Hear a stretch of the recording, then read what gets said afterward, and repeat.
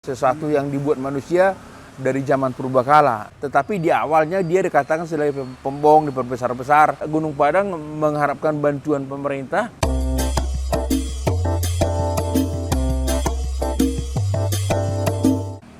Lu pernah kok ngobrol sama sama kawan-kawan lah. Ya. Ada satu lokasi yang waktu itu cukup jadi perbincangan karena ada perdebatan juga. Pernah dengar Bapak itu tempat namanya Gunung Padang? Benar kan? Oh, Ya tahu. Apa yang pernah Bapak perhatikan? Iya.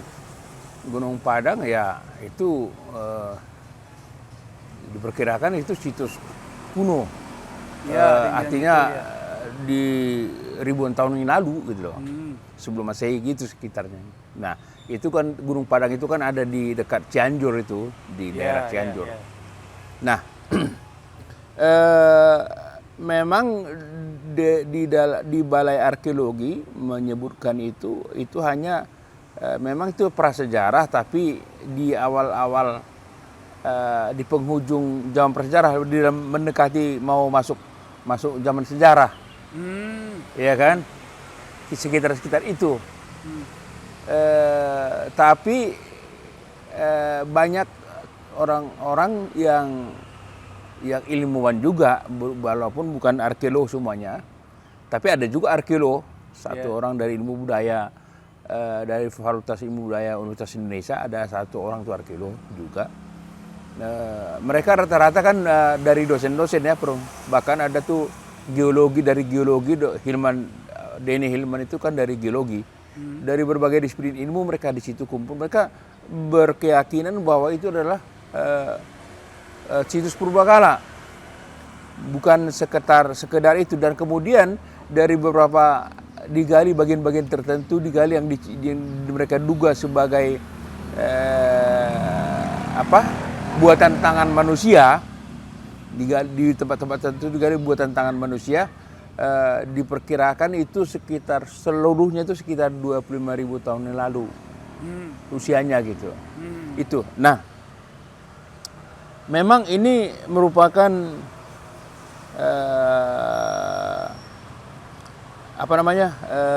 merupakan sesuatu yang agak terinspirasi juga oleh Bosnian piramid.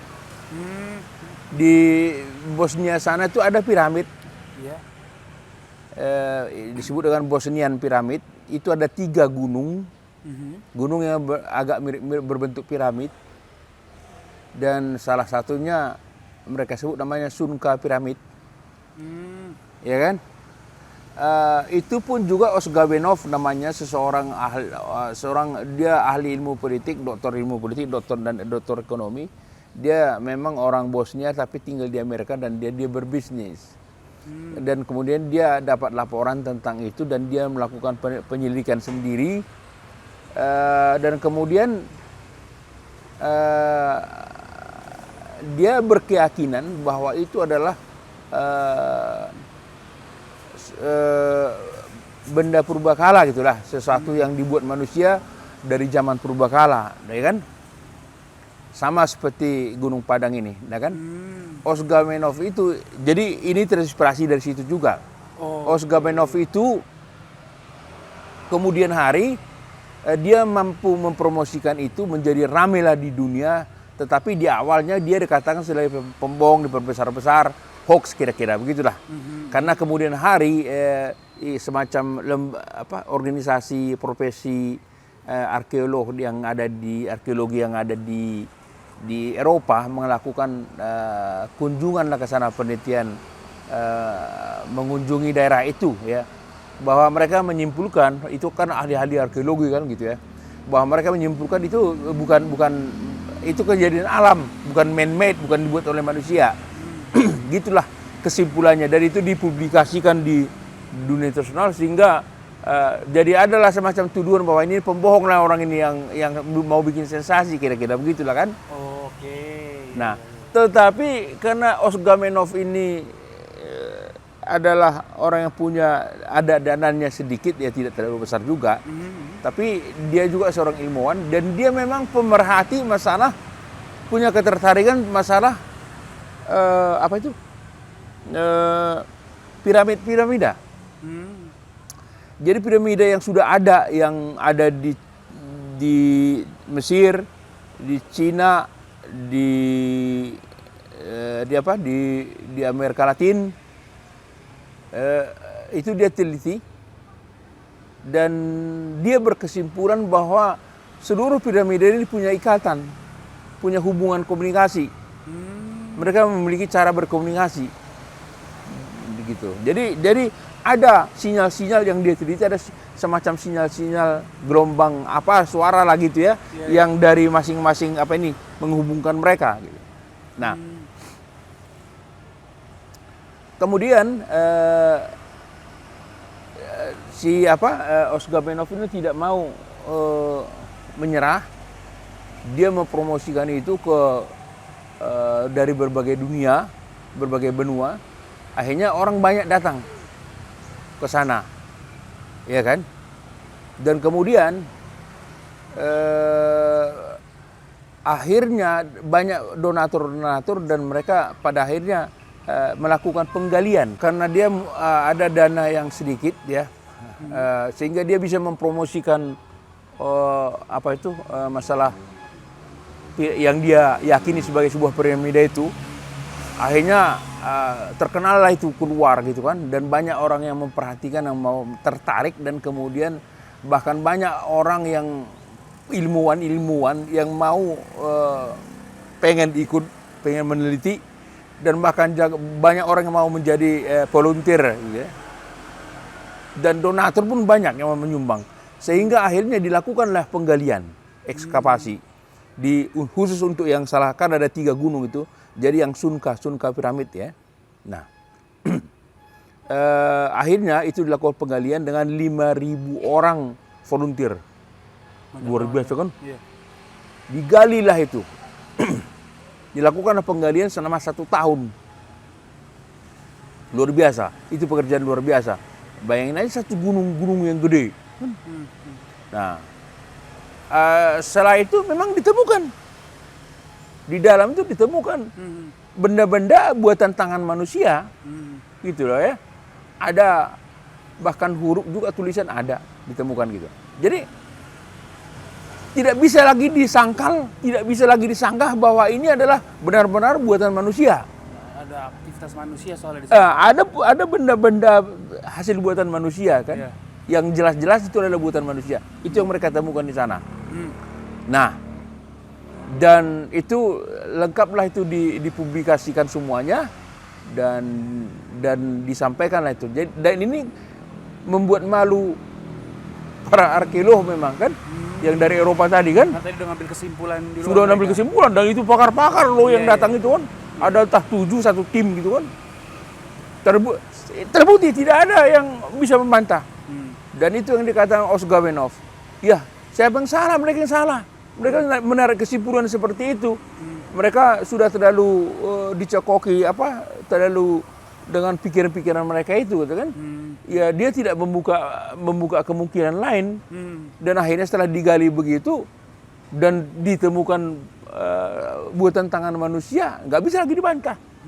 Begitu. Jadi dengan akibat daripada ini menginspirasikan orang juga yang ada di Indonesia. Iya kan? Tahun 2011 akhir atau kalau enggak 2012 yang lalu itu selesai di ekskavasi yang di Bosnian Pyramid itu. Nah, kemudian ini mulailah orang terinspirasi lah kan. Memang di ada juga gunung yang lain agak kayak piramida di sebelah di daerah Garut sama ada juga. Tetapi yang paling diyakini mereka adalah karena bentuknya memang sudah sedemikian adalah Gunung Padang ini. Nah, jadi cuman terjadi tarik menarik bahwa Balai Arkeologi sana sudah menyatakan bahwa itu ya tidak terlalu tua, itu memang zaman prasejarah tapi di penghujung, jadi menjelang cukup dekat ke sini. Menjelang tahun Masehi kan. Tapi setelah dilakukan beberapa penggalian di tempat-tempat tertentu, belum penggalian total loh ya. Mereka meyakini bahwa banyak tanda-tanda bahwa itu adalah buatan tangan manusia. Ya kan? Termasuk si Tungkir itu sendiri menganalisis apa? Ada batu-batunya yang diketok itu berbunyi kayak alat musik. Jadi kayak ada lagu yang bisa dinyanyikan di situ. Nah, itu luar biasanya. Jadi memang bentuknya itu memang tidak seperti biasa memang bentuknya itu. Nah, jadi kemudian ketika sudah mulai rame, Osgamenov yang dari Bosnia tadi, dia datang juga melihat itu semua. Kan diundanglah dia datang deh kan. Osgamenov yakin bahwa itu memang buatan tangan manusia lah, man-made ya. Jadi buatan manusia. Jadi bukan sesuatu yang terjadi oleh karena alam, tidak. Nah, jadi ya keinginan masyarakat ya, terutama keinginan para ilmuwan tadi, ya dilakukan dulu ekskavasi baru menyimpulkan. Kan begitu. Tapi itu kan tidak bisa dengan dana biasa. Ya, karena itu membutuhkan dana yang besar. Berbeda dulu dengan Osgamenov karena ketepatan dia dulu di Amerika Serikat berbisnis, jadi dia punya jaringan kemana-mana dan dia bisa dana dia agak bisa lah untuk mempromosikan itu pada gitu, sehingga jadi terkenal di seluruh dunia gitu lah, sehingga orang banyak tergerak. Nah, ini Gunung Padang belum. Jadi Gunung Padang mengharapkan bantuan pemerintah, tetapi Balai Arkeologi mengatakan bahwa itu bukanlah buatan manusia, itu buatan alam. Jadi itu, seperti itulah kira-kira dengan situs Gunung Padang. Cuman Bapak sendiri berpendapat begini loh ya. Kan Bapak juga lihat, tapi Bapak bukan arkeolog kan gitu. Bapak ngikutin Gunung Padang ini dari tahun kapan? Dari tahun 2012 kalau nggak salah. Oh, 2012 ya. Iya, 2012. Nah, Bapak lihat itu apa yang mereka tunjukkan itu memang mengarah ke sana, ya. Walaupun kan tidak bisa mutlak banget kan gitu ya. Tetapi ciri yang gejala itu kan tidak mungkin langsung dipadamkan begitu saja kan gitu ya. Ditolak habis mentah-mentah gitu. Nah, memang kalau seandainya itu pun dilakukan penggalian tentu punya dana besar, dan untuk menyetujui itu dilakukan penggalian kan tentu harus persetujuan para ahli yang di bidang itu kan. Iya, betul. Baru nanti bisa diambil dana dari APBN kan, baru diajukan ke APBN kan begitu. Ya, ada hibah. Nah, ada yang bertanggung jawab. Nah, tentu para ahli yang ini kan tentu dengan akan sangat hati-hati. Jadi ada dua sisi. Jadi berbeda halnya dengan yang di Bosnia tadi, itu dunia yang membantu pendanaannya, ya kan? Ini belum ada dunia membantu pendanaan, itu masalahnya. Nah, tapi Bapak sendiri tidak terlalu kemungkinan itu bisa saja. Kenapa? Karena Indonesia bagian barat ini kan adalah bagian pecahan daripada Sundaland ya. Sundaland itu kan tadinya Kalimantan, Pulau Jawa, Bali, Sumatera, Bangka Belitung itu sama dengan Semenanjung Malaka itu kan masih menyatu. Itu yang kita sebut dengan Sundaland. Tapi oleh karena terjadi pemanasan bumi, ya kan? Aktivitas tektonik lah. Ya, dan kemudian ada gempa, ada apa segala macam, ada letusan gunung, akhirnya naiklah permukaan laut dan kemudian tenggelamlah bagian-bagian terendah kan gitu. Tinggallah Sumatera, Kalimantan, Pulau Jawa, Bali dan Bangka Belitung itu kan. Nah, di dalam perkiraan yang ada menurut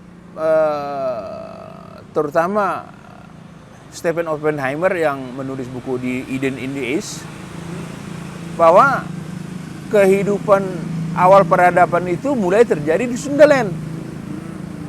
Kan Pulau Jawa bagian Sundaland.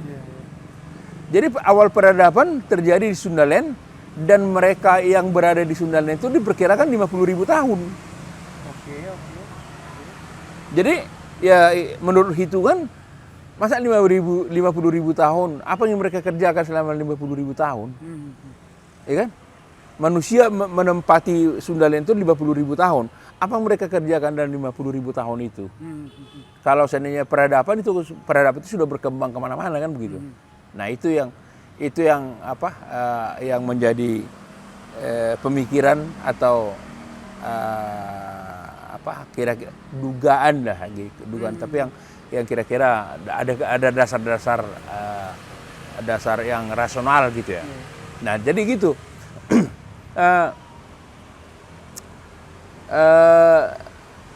Banyak juga hal-hal yang sudah diteliti memang.